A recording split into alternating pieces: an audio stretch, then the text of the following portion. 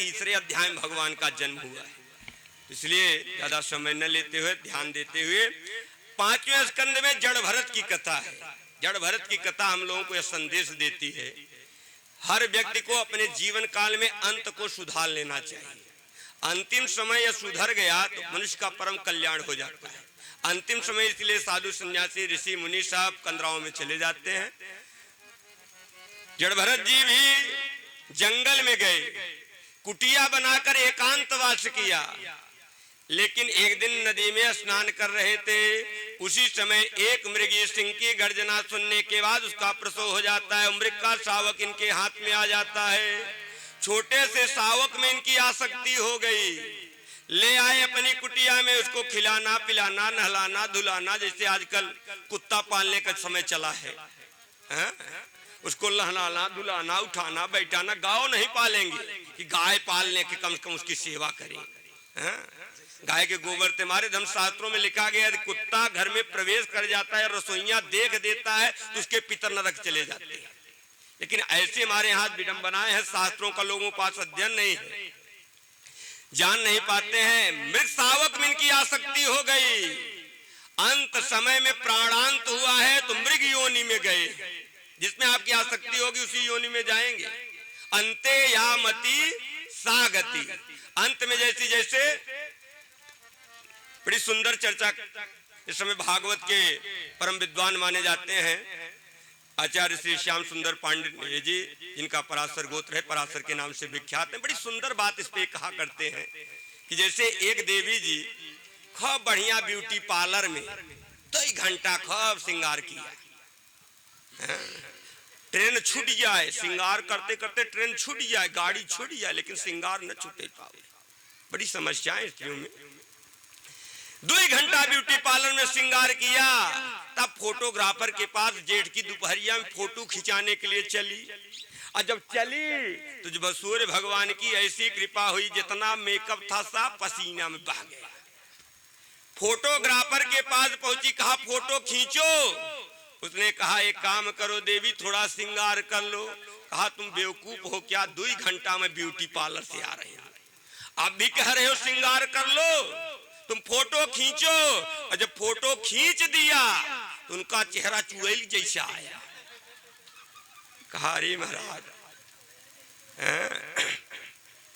तो अंत समय जब कैमरे के पास जाना है, चित्रगुप्त, चित्रगुप्त माने जो गुप्त रूप से आपका चित्र खींच रहा है उसी का नाम चित्रगुप्त। सबका चित्र लाइव कास्टिंग चल रही है उनके यहाँ। मनुष्य कहता ये कर्म किया कोई जान नहीं पाया। अरे सूर्य कहाँ नहीं देख रहे हैं?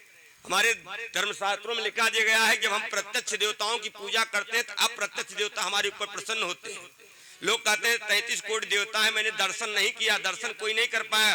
पुराण साक्षी है, मैं कोई देवताओं का नाम ले रहा हूं। देखिए आप लोग प्रत्येक दिन देखते हैं कि नहीं देखते हैं? जब हम प्रत्यक्ष देवता की पूजा करते हैं तो अप्रत्यक्ष देवता हमारे ऊपर प्रसन्न होते हैं। कहा प्रत्यक्ष देवता कौन है? कहा मातृदेव भव, पितृदेव भव, आचार्य देव भव, गुरु देव भव, सूर्य देवता, चंद्रमा देवता, अग्नि देवता, वायु देवता। रोज दिखाई देने वाले देवता है कि नहीं? प्रत्येक दिन दिखाई पड़ते हैं। माई बाबू के 1 लोटा जल जिंद। और शंकर जी को रोज सवेरे मैं कांवर ले जाने वालों से प्रश्न किया, हम कहा कांवर ले जाते हो, भारत की संस्कृति को आगे की ओर ले जा रहे हो, लेकिन कांवर ले जाते समय बात ख्याल कर लेना कि घर में पड़े हुए बूढ़े बाबा पानी के लिए मर तो नहीं रहे हैं। यदि घर में पड़े हुए बूढ़े बाबा पानी के लिए मर रहे होंगे तो देवघर वाले बाबा जल चढ़ाने से प्रसन्न होने वाले नहीं।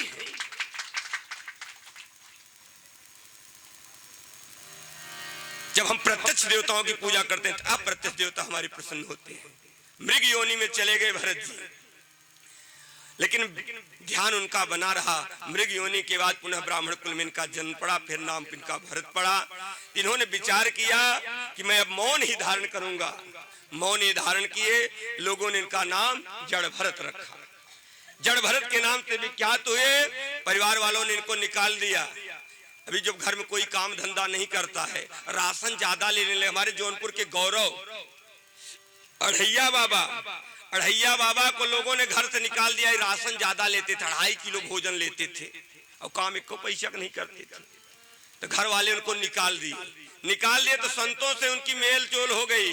जब संतों से मुलाकात हुई तो संत उनको अपने साथ लेकर चले, अपनी कुटिया में ले गए, दीक्षा दे दिया, कहा आज से तुम वैष्णव हो गए हो, अब एक काम करना, अब तुम भी एकादशी का व्रत रहना। कहा ये महाराज, एकादशी द्वादशी हमें जिन बताओ, 2.5 किलो राशन हमें चाहे। जब हम एकादशी करम महाराज तो द्वादशी हम देख न पाओ, ले और चेला है तोरे एकादशी कराओ, एकादशी द्वादशी चक्कर में जिन। गुरुदेव जी ने कहा कि यहाँ रसोई में तो नहीं भोजन बनेगा, घर के बाहर बनाओ। अड़ैया बाबा ने कहा कोई बात नहीं है महाराज, बहुत नाय बने, लेकिन मरता ने क्या करता, कुछ न कुछ बनऊबे करेंगे। लेकर के गए, किसी प्रकार से भोजन बनाया तो वह गुरुदेव निज ने आदेश दिया था कि भगवान का भोग लगा कर ही भोजन ग्रहण करना, बिना भगवान के भोग लगाए बिना भोजन नहीं ग्रहण करना। अब अड़ैया बाबा विचार करने लगे, परमात्मा को पुकारने लगे कि हे प्रभु भोजन बन गया है, और जब भोजन बन गया है तो आप आकर इसमें भोग लगाइए। खूब घंटी बजाना प्रारंभ किए, शंखत ध्वन किए। थोड़ी देर जो है परमात्मा नहीं आए तो कहा, गुरुदेव जी ने कहा था बिना तुलसी के भगवान मानने वाले नहीं है। 56 भोग 36 व्यंजन, बिन तुलसी हरि एक न माना। बिना तुलसी के भगवान भोजन नहीं ग्रहण करें। कहा कितना आइटम आप बनवा कर रख दे, चाहे कितने भी व्यंजन बनाकर आप रख दे भगवान के सामने, जब तक तुलसी दल नहीं पड़ता है। वैसे चाहे जिसकी कथा कही जाए, जब तक बाबा गोस्वामी तुलसीदास जी का तुलसी दल उसकी चौपाई नहीं पड़ जाती, कथा अधूरी सी प्रतीत होती है जब तक तुलसी दल न पड़ जाए। भगवान गोविंद की लीला, जैसे तुलसी दल डाले वैसे भगवान राम और लक्ष्मण आ गए। कहा ये तो बड़ी विचित्र बात है, भगवान एक को बुलाए आ गए दुई। अब चलिए बड़ी सुंदर मूर्ति है, आ ही गए हैं भगवान, तो आप ही पान करे भगवान, आपकी दिव्य मूर्ति है, दर्शन करने से ही तृप्ति हुई। लेकिन अड़ैया बाबा के मन में जिज्ञासा बनी रही कि परमात्मा आए हैं, खाए जा रहे हैं, सब खा गए, हमारा तो एकादशी बीत गया। अगली एकादशी आई, कहा गुरुदेव दुई भगवान आते हैं, थोड़ा राशन और दे दिया करें। गुरुजी ने कहा मैं लगता है अगली बार भूखा रह गया होगा, थोड़ा और बढ़ा के दे दो इसको। ले गए, फिर किसी प्रकार से बनाए, फिर तुलसी डल डाले और तुलसी डल डाले, परमात्मा को याद किया। इस बार भगवान चारों भाइयों के साथ पदार्पण कर गए। अड़ैया बाबा बड़े चिंतित, कहा एक को बुलाए दुई और दुई को बुलाए तो 4। एक काम कीजिए भगवान, अजुए से बताते जाए अगले एकादशी कई जने आएंगे, समस्या न होने पावे, जो में व्यवस्था हमारी टकाटक रहे। आप बताते जाइए प्रभु। भगवान ने कहा नहीं तुम तैयारी रखो, हम आ जाएंगे, कोई बात नहीं। फिर समय व्यतीत हुआ, अगली एकादशी आई, कहा महाराज राशन और दीजिए, अगली बार 4 भगवान आए थे, कहा दूसरे ने बढ़ाया कि जाए, सब 4 के बदले 8 ने आई जाए। गुरुदेव जी ने कहा इतना राशन तो ये नहीं खा सकता, हमें लगता है बेचता उचता तो नहीं है, लेकिन दे दिया। गठरी लेके चलो, तुम जितना ले चलना चाहो। पीछे पीछे गुरुदेव भी चल दिए, अड़ैया बाबा के पीछे पीछे। अड़ैया बाबा पहुंचे, आटा अलग रखा है, आलू पिसान अलग रखा, और तुरंत तुलसी दल डाल के लगे घंटी बजाने। और जब घंटी बजाने लगे, पूरे राम दरबार के साथ भगवान पदार्पण कर गए। इस बार राम लक्ष्मण सीता के साथ, यहाँ तक कि हनुमान जी भी आ गए। भगवान राम ने पूछा, ए भगत इस बार भोजन नहीं बनाए? कहें प्रभु हरदाएं आप ही कुल गपक कही जात रहे, हम भूखे रह जात रहे। तो हम कहा का करें, मेहनत करी, देख ले पहले कई जने से आप उगे, वही हिसाब से व्यवस्था करें ना।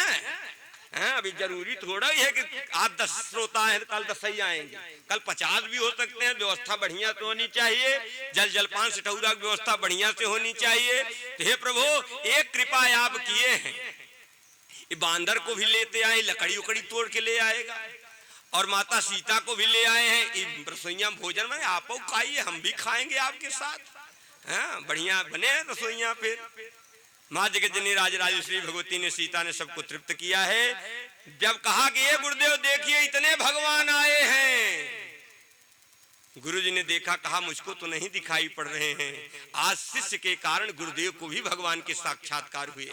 ये जरूरी नहीं है केवल गुरु के द्वारा ही भक्त को ज्ञान मिले, कभी कभी शिष्य भी अच्छे निकल जाते हैं कि गुरु मंत्र का जप करते करते परमात्मा का साक्षात्कार कर लेते हैं और शिष्य के द्वारा भी परमात्मा गुरु को भी दिखाई पड़ जाते हैं।